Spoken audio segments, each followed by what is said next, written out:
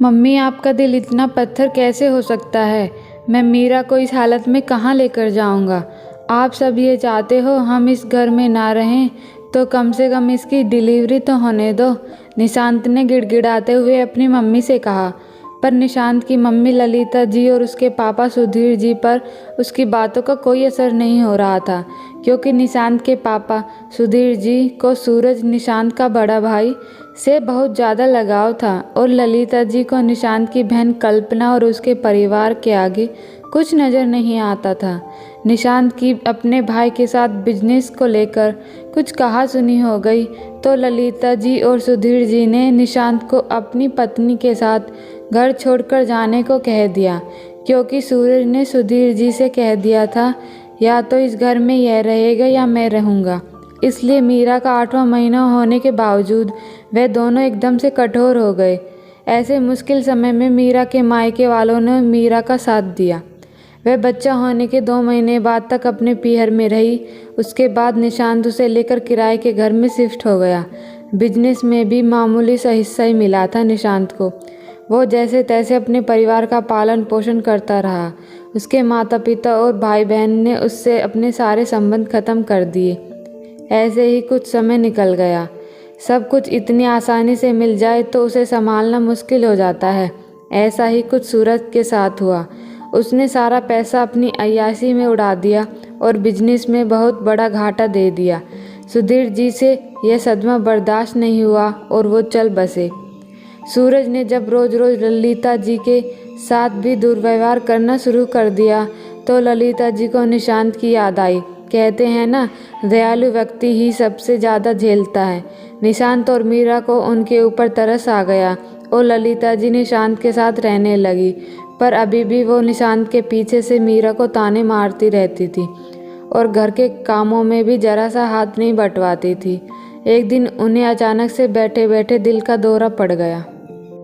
Hospital में अपनी अंतिम सांसें गिनती ललिता जी अपने बड़े बेटे के इंतजार में आंखें बिछाए बैठी थी।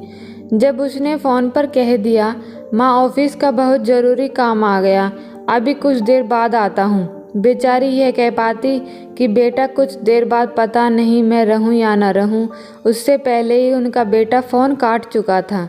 ललिता जी भी जानती थी अपने पापों को प्रायश्चित करने का यह आखिरी मौका है, इसलिए रह रहकर अपने निशांत और मीरा से अपने द्वारा उनके ऊपर किए गए जुल्मों की माफ़ी मांग रही थी। अपनी माँ को ऐसी हालत में देख परेशान सा निशांत अपनी माँ से भर्राए गले से बोला, माँ बस आप ठीक हो जाओ और मुझे कुछ नहीं चाहिए।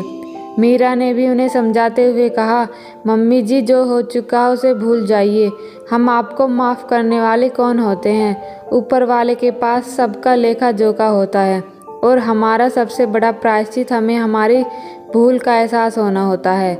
ललिता जी से चैन की सांस भी नहीं ली जा रही थी। रह रहकर उन्हें याद आ रहा था कि पूरी जिंदगी उन्होंने अपने सूरज और बहू सारिका के ऊपर अपना प्यार और दुलार लुटाया। घर में नियम कानून भी दोनों बेटों के लिए अलग अलग बना रखे थे। निशांत और मीरा अपने ही घर में अजनबी महसूस करते थे। यहाँ तक कि ललिता जी ने कभी भी मीरा के बीमार होने पर उसकी देखभाल नहीं की। फिर भी ललिता जी के मुश्किल समय में हमेशा मीरा ही उनके काम आई। ललिता जी के बाकी दोनों बच्चों के पास तो उनसे मिलने आने की भी फुर्सत ही नहीं थी। ललिता जी के कमरे के बाहर बैठी मीरा सोच रही थी, कैसे पूरी ज़िंदगी मम्मी जी ने मेरे साथ अन्याय किया, यहाँ तक कि पोते पोतियों में भी भेदभाव किया, पर आज क्यों निशांत और मैं इनकी इतनी सेवा कर रहे हैं। क्या हमारी अच्छाई ही हमारे लिए मुश्किलें पैदा करती हैं? अगर आज मैं भी उन्हीं की तरह पत्थर बन जाऊं तो उनमें और मुझ में क्या फ़र्क रह जाएगा। उनके कर्म उनके साथ हैं और मेरे कर्म मेरे साथ। ये सब सोचकर मीरा उठी और ललिता जी के लिए दवाई लेने चली गई। अगर आपको हमारी कहानी पसंद आए तो वीडियो को लाइक कमेंट करना न भूलें। अगर आप हमारे चैनल पर नए हैं तो चैनल को सब्सक्राइब करना ना भूलें। कोमल की वाणी।